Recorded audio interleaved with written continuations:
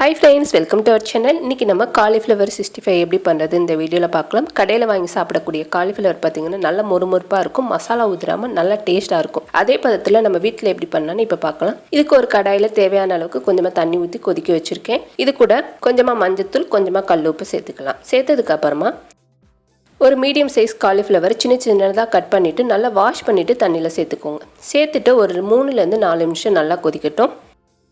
இப்போ பாத்தீங்கன்னா ஒரு 4 நிமிஷம் நல்லா கொதிச்சிருக்கு. இந்த டயத்துல காலிஃப்ளவர் மட்டும் தனியா எடுத்து வச்சிடலாம். அடுத்து இதுக்கு ஒரு மாவு ரெடி பண்ண போறோம். மிக்சிங் பவுல்ல 3/4 கப் அளவுக்கு மைதா மாவு சேர்த்துக்கோங்க.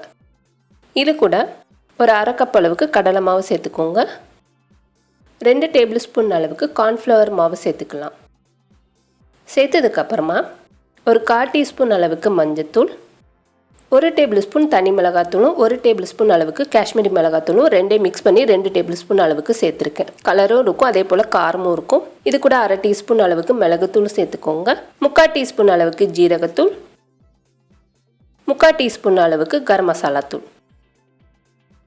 இது கூட 1 டேபிள் ஸ்பூன் அளவுக்கு இஞ்சி பூண்டு பேஸ்ட் சேர்த்துக்கலாம்.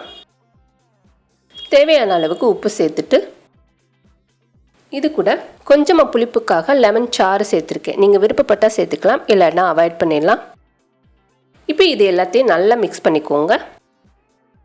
நல்லா கலந்ததுக்கு அப்புறமா இது கூட நல்ல மொறுமொறுப்பா இருக்கிறதுக்கு ஒரு குழிக்கரண்டி அளவுக்கு தேங்காய் எண்ணெய் சேர்த்துக்கோங்க. நல்ல வாசனையாகவும் இருக்கும். காலிஃப்ளவரும் பார்த்தீங்கன்னா நல்ல மொறுமொறுப்பா இருக்கும். பொடியாக கட் பண்ண கருவேப்பிலை, கொத்தமல்லி சேர்த்துக்கோங்க. நல்ல வாசனைக்காக இந்த ரெண்டையும் நம்ம சேர்க்குறோம். இது கூட நம்ம வேக வச்சு வடிகட்டின காலிஃப்ளவர் எல்லாத்தையும் சேர்த்துருங்க. சேர்த்துட்டு ஃபஸ்ட்டு நம்ம மிக்ஸ் பண்ணிக்கலாம். ஏன்னா இதுலேயே கொஞ்சம் ஈரப்பதம் இருக்கும். நல்லா கலந்ததுக்கு அப்புறமா கொஞ்சமாக தண்ணி தெளித்து நம்மளுக்கு தேவையான பதத்துக்கு பிணைஞ்சிக்கிற போகிறோம்.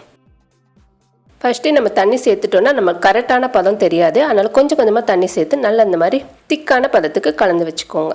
இப்போ இதை ஒரு 10 நிமிஷம் நல்லா ஊற விட்டுடலாம். இப்போ பார்த்தீங்கன்னா ஒரு 10 நிமிஷம் ஊறிடுச்சு. இந்த டயத்தில் உப்பு செக் பண்ணிவிட்டு ஒரு தடவை நல்லா மிக்ஸ் பண்ணிவிட்டு எண்ணெயில் சேர்த்து பொரிச்சுக்கோங்க. இப்போ ஆயில் பார்த்தீங்கன்னா மீடியமாக ஹீட் பண்ணியிருக்கேன். ஸ்டவ்வை வந்து மீடியமாக வச்சுக்கோங்க. ஹை ஃப்ளேம்லேயே இருக்கக்கூடாது, அதே போல் லோவாகவும் இருந்துச்சுன்னா அதிகமாக எண்ணெய் குடிக்கும். இப்போ ஒரு சைடு வந்ததுக்கப்புறமா நம்ம திருப்பி போட்டுக்கலாம்.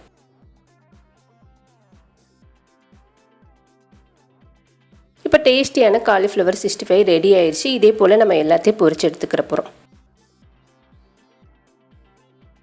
இதே போல் நீங்கள் ஈவினிங் டயத்தில் செஞ்சு சாப்பிட்டு பாருங்கள், நல்லா டேஸ்ட்டாக இருக்கும். இந்த வீடியோ உங்களுக்கு பிடிச்சிருந்துச்சுன்னா லைக் பண்ணுங்கள், ஷேர் பண்ணுங்கள், மறக்காமல் நம்மளோட சேனலுக்கு சப்ஸ்கிரைப் பண்ணுங்கள். தேங்க்யூ.